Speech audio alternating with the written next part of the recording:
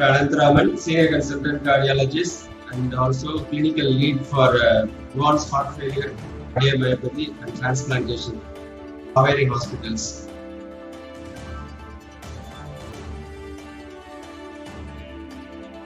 Now, obviously, people need to understand heart is essentially a pump in the body. When you mean heart failure, that means it's the inability of the heart to pump adequate blood out to the rest of the body to meet its needs. Now, this heart failure can be either directly due to the dysfunction of the heart muscle, pericarditis, cardiomyopathy, all the other problems directly affecting the heart muscle and making it inefficient in terms of pumping. Or it could be due to the blood supply related. That means people had a heart attack or a severe narrowing of the heart blood vessels, then the pumping capacity will be reduced. Either way, this is the dysfunction in the contraction. It is another type of heart failure where the heart cannot relax well. That is called diastolic heart failure or heart failure with preserved ejection. These are the basics about heart failure, where the essence is heart is unable to pump adequate blood to the rest of the body to function normally. Due to this, what the patients will feel is either breathlessness or feeling tired or fatigue, or the legs will start to swell up. So these are the early signs of heart failure. And about 1 to 2% of the Indian population are affected by heart failure, which is there universally in the world. The people at risk of heart failure, obviously we classify the heart failure into 4 stages, A, B, C, D. A is the people at risk. B is already people having some structural problem with the heart. C is people having structural problem with showing symptoms, and D is end stage.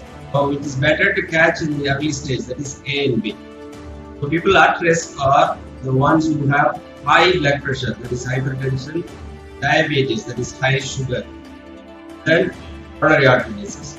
The people also who smoke or drink alcohol or use tobacco have less of physical activity, all at a higher risk of developing subsequent heart failure. It's mainly the controlling of the risk factors, diabetes, hypertension, avoiding smoking, lifestyle, prevent people from having heart failure. And these are the major risks for people to develop heart failure.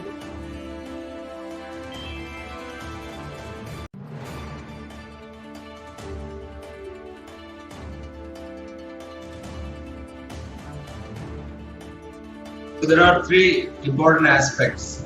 One is, how can a patient who is newly diagnosed with heart failure, how can they live or lead a normal life?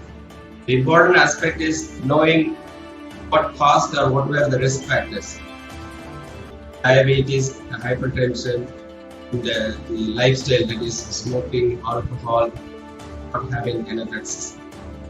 You rectify this when you have your blood pressure controlled. You cut down your salt intake, and in some cases the fluid intake to around 1.5 liters per day. Avoid alcohol and smoking. Then take the medications that is given by your doctors regularly. Have regular follow with the doctors along with the nurse, failure nurse follow. And you can almost lead a near normal life. The treatment of heart failure obviously is threefold. One is said lifestyle modification, which is very important from the patient's aspect. Second part is the medical treatment that will be initiated by the doctors. The diagnosis is made based on a blood test called BNP and an echocardiogram to identify the underlying problem. The medications will be given.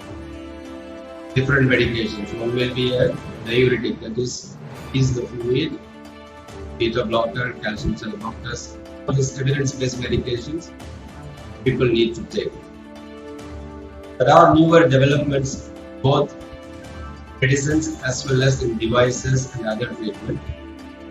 Medicines, there are 2 or 3 new drugs that has come up. One is to control the heart rate, that is the ivermectin. One is called RNA inhibitor, that is drug that works through the aldosterone pathway, which is a much better and effective drug in reducing mortality. Then there are newer drugs which are coming, which were initially thought to be diabetic medications, the SGLT2 inhibitors, but now it seems to be a very, very good for heart failure patients, whether you have diabetes or not. There are also surgical treatments available. If people have narrowings of the heart arteries, they need a correction of their revascularization.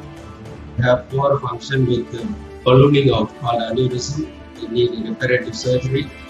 The very end-stage heart failure patients are the ones who needs to be seen in the advanced heart failure clinic for assessment of support devices, the intravenous assist devices, subsequently for a transplantation, which is replacing this from the heart. These are essentially the treatment options. Lifestyle changes, the medications, and then the advanced treatments that are currently available. Patients who are already diagnosed and living with heart failure, the important message is not to panic. They can live a near normal life heart failure as long as they follow the doctor's advice and have regular follow-up with doctor as well as the heart failure nurse, either through telephone follow-up or clinic follow-up. They should follow the lifestyle advice that is being given to them. They should avoid alcohol, smoking, and all the other risk factors. Take their medications regularly. Monitor themselves at home by weighing themselves regularly. Also see how much urine they are passing. See whether there is any swelling of the legs on a regular basis. They continue to do that and keep in contact with the doctor with a regular follow-up.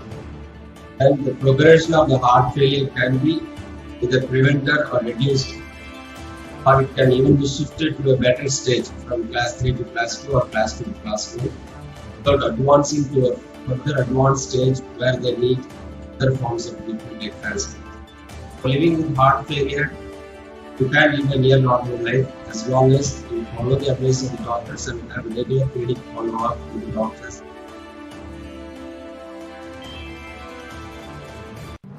The people who have already diagnosed with heart failure, to strengthen their heart as well as to improve their function, main thing they need to do is adapt a lifestyle change that the doctors has advised you. That means avoid smoking, avoid alcohol, cut down the food, cut down salt.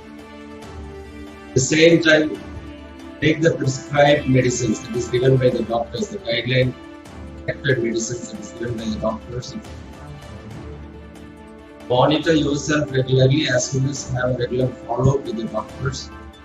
Doing this way, majority of the patients' heart will be strengthened, the function will be improved. Who were in class 3 where they are not able to do anything, will be able to do much more than them. This is the best way of strengthening heart and improving your day-to-day life.